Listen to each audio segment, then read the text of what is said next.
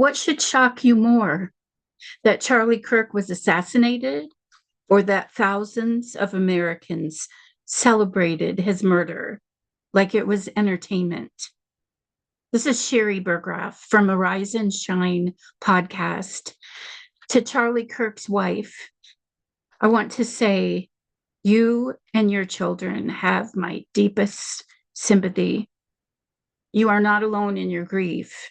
The world is mourning Charlie with you. The most shocking thing about Charlie's assassination isn't just that it happened. It's that there were memes and laughter and celebration going on social media. When people cheer for murder, something has gone deeply wrong with our society. When the world laughs at a life that's taken, it's our humanity that's on trial. Charlie's life deserves to be celebrated. What he did for so many, the husband and father he was. God weeps when his children turn against each other, and Charlie's death shows how violence becomes a tool for political hatred that divides us. Last night, I watched a video that Charlie had put on his YouTube channel just days before he was shot. It was titled "The Brutal Story Every Fake News Outlet Continues to Ignore."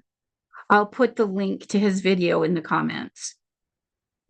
The stabbing murder of a 23-year-old Ukrainian refugee named Iryna Zarutska was stabbed 14 times to death by a Black man on a train in Charlotte, North Carolina.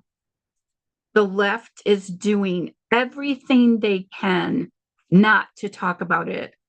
After Charlie and others reported about it, noticing that the media wasn't, then the media started to say something.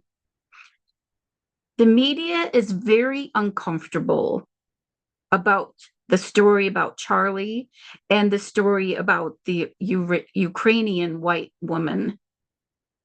The man that stabbed Iryna 14 times, he had been previously arrested 14 times, but he was roaming free. And here she was fleeing violence in Ukraine. It appears it's more dangerous on subways in the United States. They finally reported on her story, but the way they were reporting on it was that the MAGA, Make America Great Again, was seeking to elevate violent crime.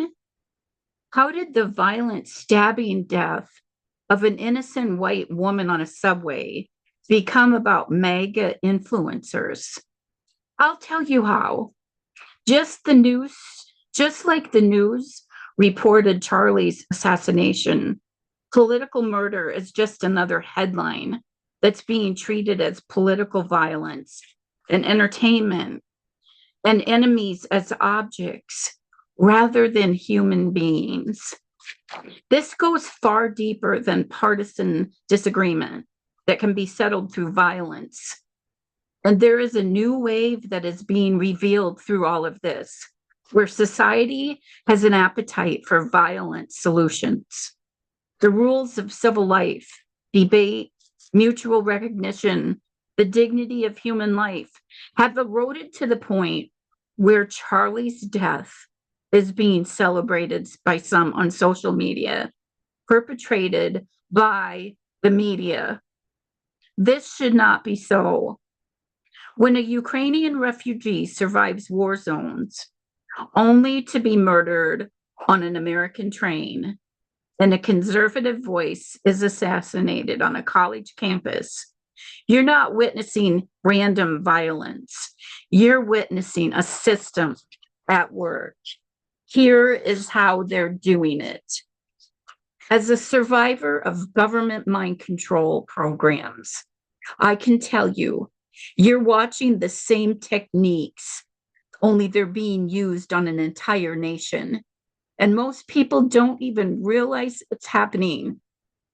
We are being brainwashed with the mainstream news channels.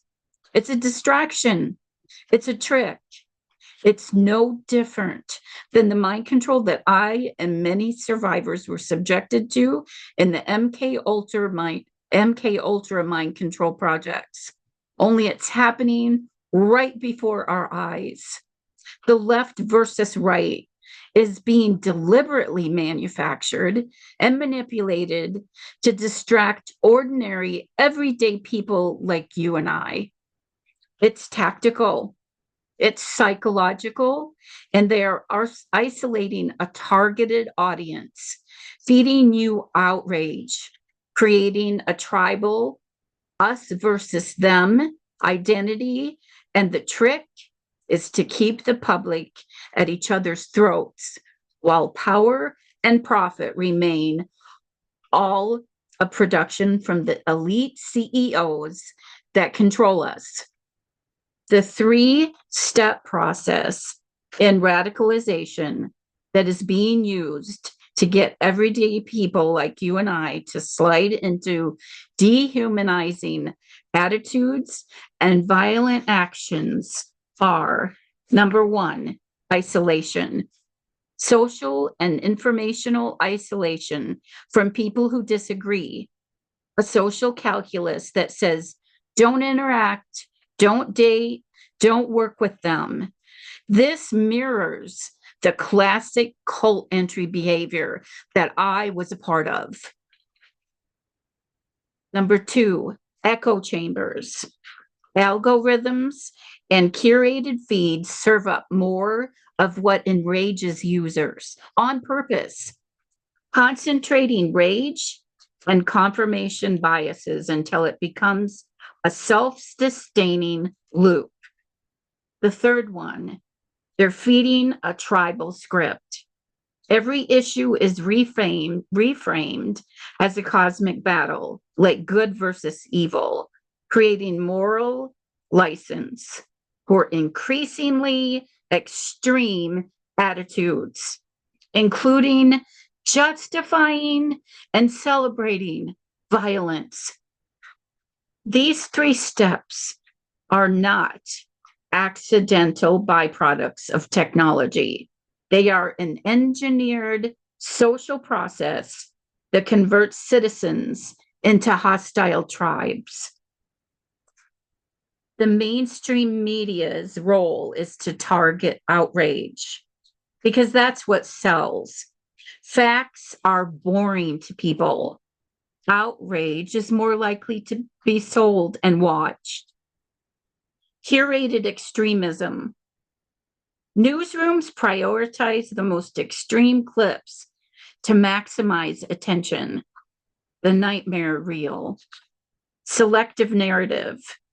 If a story does not fit the chosen narrative, it's ignored, just like Iryna's story was ignored. But if one can be twisted into a blame game, it's amplified. Distraction. While viewers are frothing over manufactured spectacles, entrenched interests remain unchallenged. This model makes outrage functional. It lengthens the audience's attention, increases polarization and division, and keeps civic energy diverted from the real problems. This is a historical pattern. Violence silences ideas. Political assassinations and targeted violence typically serve not simply to remove an individual like Charlie, but to stop ideas that are gaining traction and threaten established power or inflammatory narratives and control. Several historical cases illustrate this pattern. Abraham Lincoln, he was assassinated shortly after the Civil War. His Project of reconciliation and emancipation was violently interrupted, and his death hardened post-war divisions. Martin Luther King, assassinated as his call for racial and economic justice was gaining influence. His death precipitated riots and deep mistrust, silencing a leading moral voice for integration. Charlie's voice was a moral, truth-telling voice. He shared Jesus with so many people. The broader lesson is this: in many contexts, murders of political leaders are not simply about removing an individual. They're stopping the idea that threatens the established power. Each assassination removes a voice for reconciliation, reform, and unity. And in the vacuum that follows, the division just grows wider. The real enemy in this visible left-right conflict, they want you angry at your neighbor, the person that voted differently than you. Instead of asking who profits from your rage, and if you're not asking that question, their plan is working perfectly.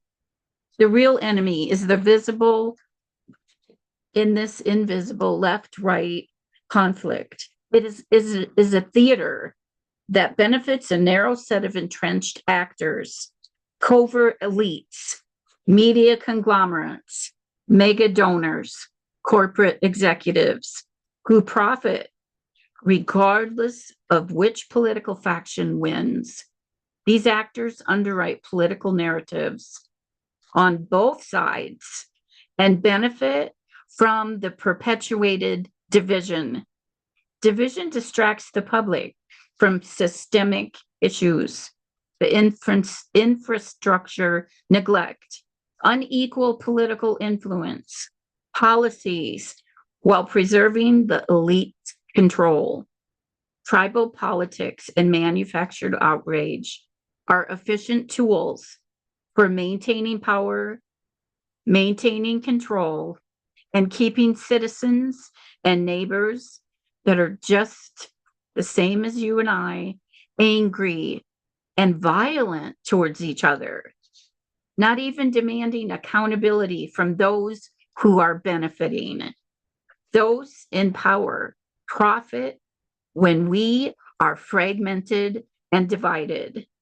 The things that are going on in Utah with those in power, the billboard being removed that outed Senator Adams for benefiting from the SB 213 bill that he was influential in changing, is the perfect example of how the system works.